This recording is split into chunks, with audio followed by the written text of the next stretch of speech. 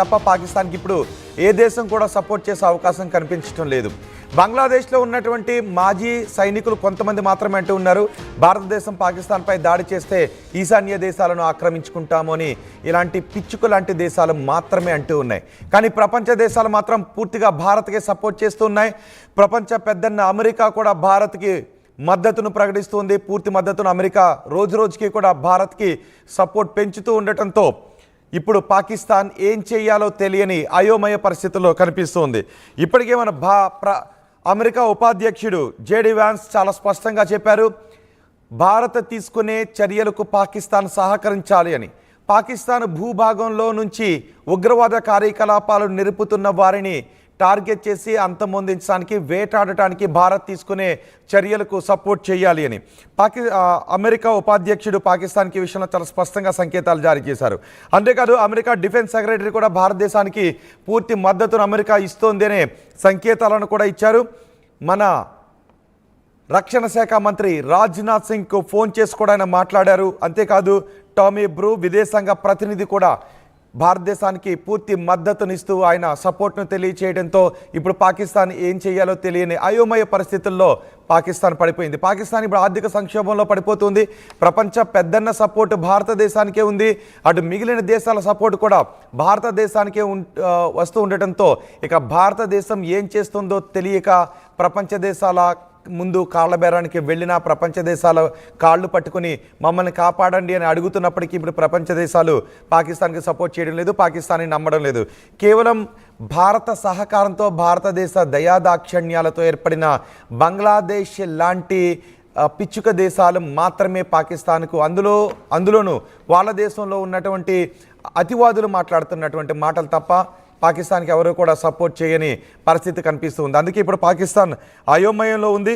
రోజు రోజుకి కూడా ప్రపంచ దేశాల సపోర్ట్ భారతదేశానికి పెరుగుతుంది. ఎటువంటి చర్యలు తీసుకున్నా మనం సైన్యానికి పూర్తి మద్దతునిచ్చాం, మీరు పహల్గామ్ దాడికి ప్రతీకారంగా ఎటువంటి చర్యలు తీసుకుంటారు, మీ స్వేచ్ఛకు వదిలేస్తున్నాము అని భారత ప్రభుత్వం సైన్యానికి పూర్తి స్వేచ్ఛనిచ్చింది. ఇక ప్రపంచ దేశాలు కూడా భారతదేశానికి పూర్తి మద్దతును ప్రకటిస్తున్నాయి. ఉగ్రవాదాన్ని అంతమొందించడానికి మీరు ఎటువంటి చర్యలు తీసుకున్నా, భారత్ ఎటువంటి చర్యలు తీసుకున్నా మేము భారత్ వెనుక నిలబడతాము అంటూ ప్రపంచ దేశాలు భారత్కి సపోర్ట్ చేస్తున్న సమయంలో ఇప్పుడు ప్రపంచంలో పాకిస్తాన్ ఏకాకిగా మారిపోయింది. ఇక పాకిస్తాన్కు ఉన్నటువంటి ఆప్షన్స్ ఒకటి, భారత్పై యుద్ధానికి దిగడము. భారత్పై తనంతట తాను ఇప్పుడు యుద్ధానికి దిగితే పాకిస్తాన్కి ఏం జరుగుతుందో తెలుసు. కానీ భారత్ మాత్రం మన యుద్ధ సన్నాహాలను పూర్తిగా మోహరించి ఉంది. లేదు, ఇక పాకిస్తాన్ ముందున్నటువంటి ఆప్షన్ ఒకటి, తమ దేశంలో ఉన్న ఈ ఉగ్ర శిబిరాలను తామే నాశనం చేయటం, పాకిస్తాన్లో దాక్కున్న ఉగ్రవాదులను తీసుకొచ్చి భారత్కు అప్పగించడం. ఈ ఆప్షన్స్ తప్ప పాకిస్తాన్కి వేరే ఆప్షన్సే లేవు. అందుకే భారత్ చూస్తూ ఉంది. మొత్తం హస్తదిగ్బంధనం చేసి పాకిస్తాన్ వైపు ఇప్పుడు భారతదేశం చూస్తూ కూర్చునింది. ఇట్లా ఇప్పుడు పాకిస్తాన్ ఏం చేయబోతుంది? పాకిస్తాన్ కూడా మేము భారత్ ఏదైనా యుద్ధ చర్యలు దిగితే మేము కూడా దేనికైనా సిద్ధం, మా దగ్గర అనుభవములు ఉన్నాయంటూ సరిహద్దులో మేము యుద్ధ సన్నాహాలు చేస్తున్నామంటూ ఒకటి చెబుతుంది. ప్రపంచ దేశాల ముందుకు వెళ్ళి శాంతి చర్చలకు మేము సిద్ధమని చెబుతూ ఉంది. సో ఇప్పుడు పాకిస్తాన్ ముందు రెండు ఆప్షన్స్ ఉన్నాయి. ఒకటి, ఉగ్రవాదులను అంతం చేసి భారత్ అడుగుతున్న ఉగ్రవాదులను భారత్కు అప్పగించడం, ఉగ్ర శిబిరాలను పూర్తిగా నాశనం చేయడం, లేదా భారత్ తీసుకునే ఎటువంటి చర్యకైనా ఎదురుగా నిలబడటం. అలా నిలబడితే పాకిస్తాన్ అంతమైపోయే అవకాశం కూడా ఉంటుంది. ఎందుకంటే ప్రపంచ దేశాలతో పాటు ప్రపంచ పెద్దన్న సపోర్ట్ కూడా ఇప్పుడు భారతదేశానికే ఉంది. మా ప్రతినిధి రామ్దాస్ ఉన్నారు, మా ప్రతినిధి రామ్దాస్ ఉన్నారు పూర్తి సమాచారం అందించడానికి. ఇప్పుడు ప్రపంచ దేశాల మద్దతు భారత్పై పెరుగుతూ ఉండటంతో ఒత్తిడిలో పాకిస్తాన్ ఏం చేయాలో తెలియని అయోమయ స్థితిలో పాకిస్తాన్ ఉంది. రామ్దాస్, ప్రపంచ దేశాల మద్దతు, ప్రపంచ పెద్దన్న అమెరికా కూడా భారతదేశానికి మద్దతు ప్రకటించడంతో ప్రపంచ దేశాల మద్దతు కూడా భారతదేశానికి వస్తూ ఉండటంతో ఇప్పుడు పాకిస్తాన్ పరిస్థితి ఏంటి? ఇప్పుడు మనం పహల్గామ్ దాడి తర్వాత ఏప్రిల్ 25వ తేదీన, మనం 22వ తేదీన దాడి జరిగింది. 25వ తేదీన మనం ఆల్రెడీ G20 సభ్య దేశాలందరితో కూడా మాట్లాడాం. France, Britain, America, Russia, Italy, అలాగే మలేషియా, చైనా, ఈవెన్ వీళ్ళందరితో కూడా మాట్లాడాం. అందరితో కూడా మనం మద్దతు కూడగట్టే ప్రయత్నం చేశాం. తాజాగా ఇప్పుడు జేడీ వాన్స్ మనకు మద్దతుగా నిలబడుతున్నారు. అలాగే అమెరికా రక్షణ కార్యదర్శి పీట్ హెగ్సెత్ కూడా రక్షణ మంత్రి రాజ్నాథ్ సింగ్ తో ఫోన్ చేసి మాట్లాడారు.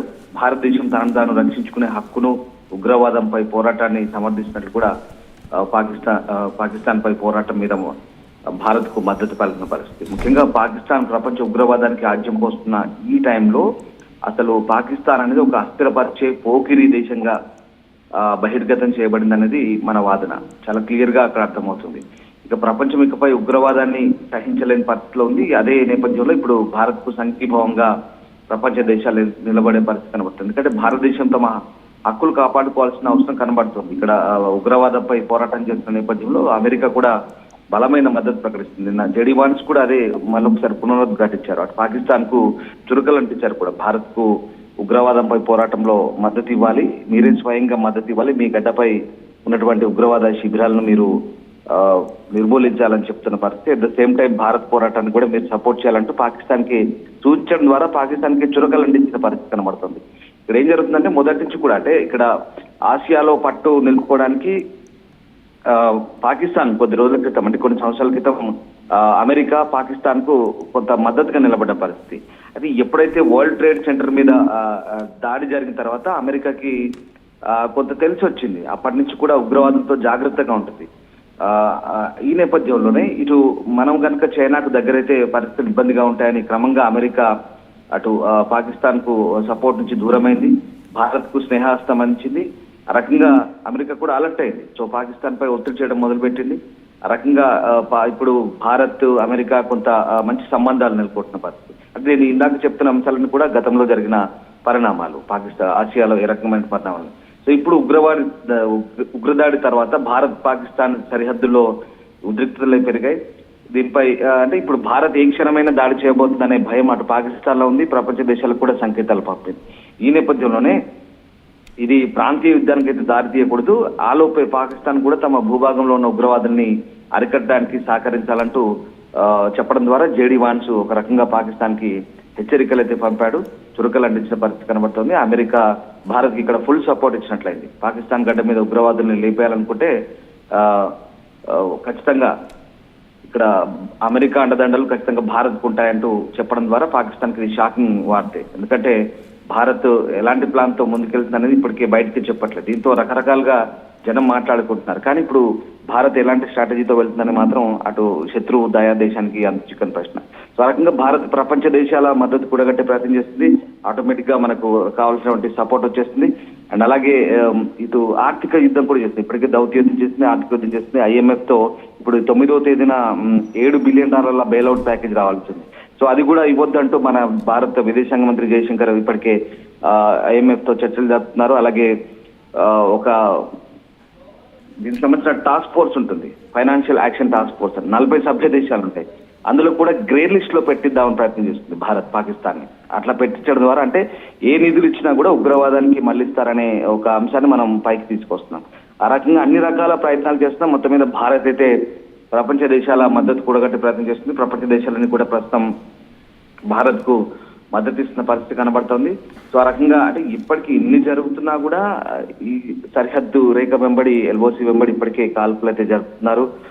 మరోవైపు మనకు తెలిసిందే కొన్ని అంశాలు. ఇక్కడ POKలో ఆల్రెడీ 2 నెలలకు సరిపడా ఆహార నిల్వలు ఉంచుకోవాలంటూ అక్కడ అధికారులు చెప్తున్న పరిస్థితి కనబడుతుంది. ఎందుకంటే నిజంగా POKలో కూడా ఇప్పుడు అంటే వాస్తవానికి ఆజాద్ కాశ్మీర్ గా వాళ్ళు చెప్పుకుంటున్నారు, కానీ అక్కడ ఒక ప్రత్యేక ప్రభుత్వం, ప్రధాని, అసెంబ్లీ ఏర్పాటు చేసామని చెప్తున్నాం. కానీ POKలో ప్రజలకు కూడా ఇప్పుడున్నటువంటి పాకిస్తాన్ లో రాజకీయ అస్థిరత, ఆర్థిక సంక్షోభ నేపథ్యంలో వాళ్ళు కూడా పాకిస్తాన్ తో కలిసి ఉండడానికి ఇష్టపడడం లేదనేది ఒక వాదన. అక్కడ ప్రభుత్వానికి కూడా పాకిస్తాన్ అంటే పేరుకే ఆజాద్ కానీ పూర్తిగా పాకిస్తాన్ ఆధిపత్యం ఉంటుంది. సో ఆ రకంగా వాళ్ళు కూడా అక్కడ ఉన్నటువంటి పాకిస్తాన్ ప్రభుత్వంపై వ్యతిరేకత ఉన్న పరిస్థితి కనబడుతుంది. సో ఆ రకంగా ఇప్పుడు POKలో మెల్లమెల్లగా ప్రజల